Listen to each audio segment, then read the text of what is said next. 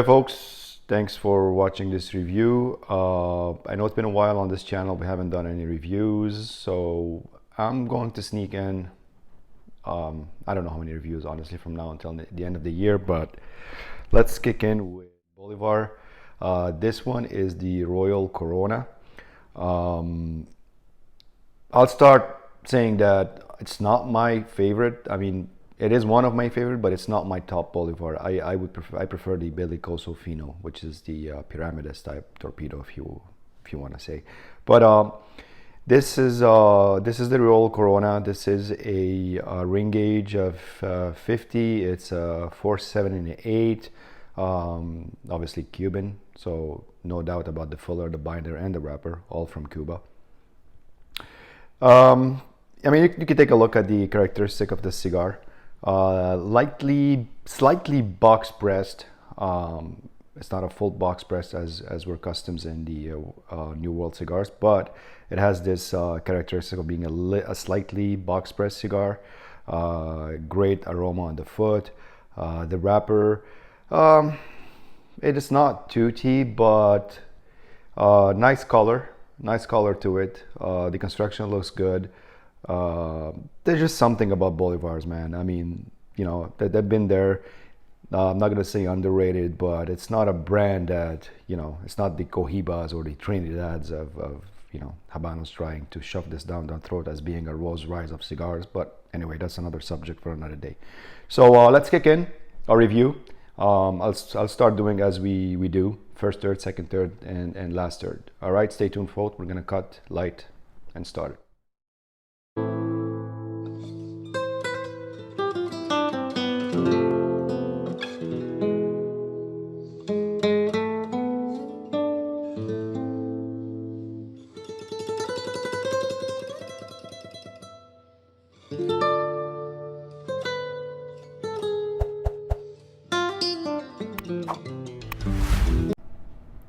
A little issue what I was cutting, although I didn't even press on it. Hard to say that it was my mistake. Usually what I do is that I try to shave it off, twist, and then, you know, cut, but whatever. So took a little bit of time to light. I like to light it consistently, and I like to have it a straight, sharp burn before I start. And I've tested the draw. I'd say you guys didn't see it on camera, but I did.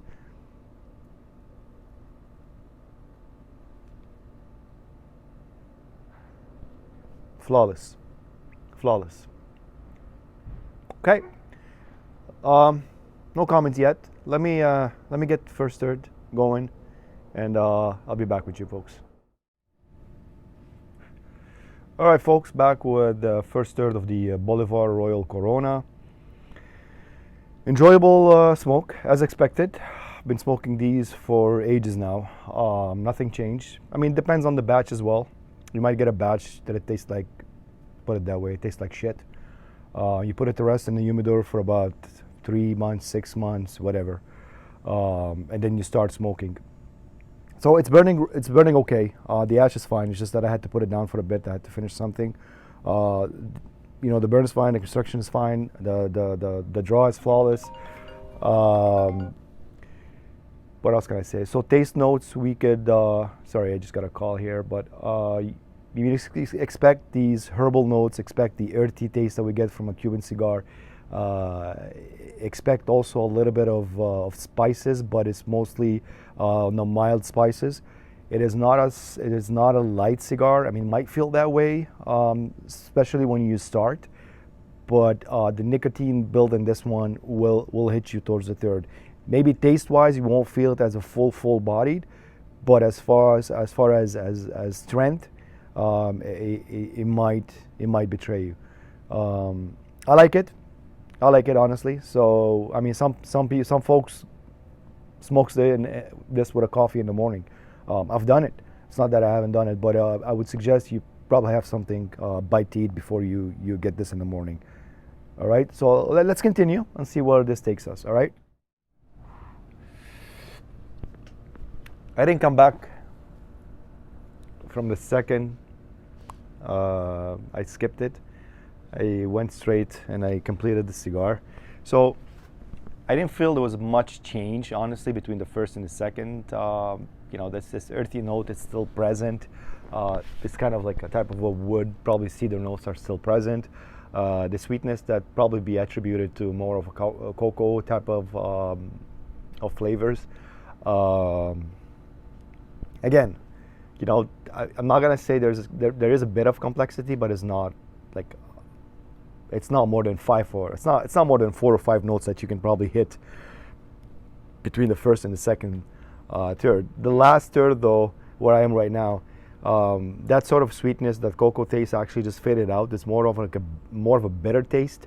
It could be attributed probably to a bit of a leathery, but like a light leather type of thing. The wood is still there as well. You know, those herbal notes that we talked about in the first third, floral, herbal kind of thing are still present and lingering in the background. It's an enjoyable experience. I mean, if you smoke Cuban cigars and you're accustomed to Cuban cigars, I mean, you always expect those type of notes anyways. I mean, there's not much really different than others. I've took some notes here, so I'm going to talk about the. You can see the notes that I took here based on 3 categories again. The taste notes, I'm going to give it an 8.8, 8.5. To me, honestly, like it's enjoyable. There is some notes, but to me, it's just basic. Not saying it's a bad cigar. It is a good cigar, but I mean, anyway, we won't get into the details. So construction-wise, I'm going to give it a 10. I'm going to give it a 10. You know, I kind of like my mistake at the beginning on the tip on the top there, chipped it off a little bit, but the ash was pretty consistent. I had to put it off for a bit and then continue, so that's on me. Not going to attribute that to them. The draw was also flawless, no issues whatsoever. Good job overall on the construction of that cigar, so we'll give it a 10. Experience, again, it's a good experience. I mean, if you want a good Cuban, depending on the time of the day, depending on what you want, what profile you're looking for, this might fit your profile because it's not harsh. It's good. It's enjoyable. Those floral type, herbal type notes, a little bit of sweetness, a little bit of bitterness, a little bit of pretty much of everything. It's a good experience. But again, nicotine is a bit high on this one. You know, I'd say high. Cuban cigars for me are never too strong. I've never had a cigar, you know, that punched me or anything. But overall, it's about a 9.2 experience. So that is your Bolivar Royal Corona. Hope you enjoyed it, and we'll see you in the next one. Cheers.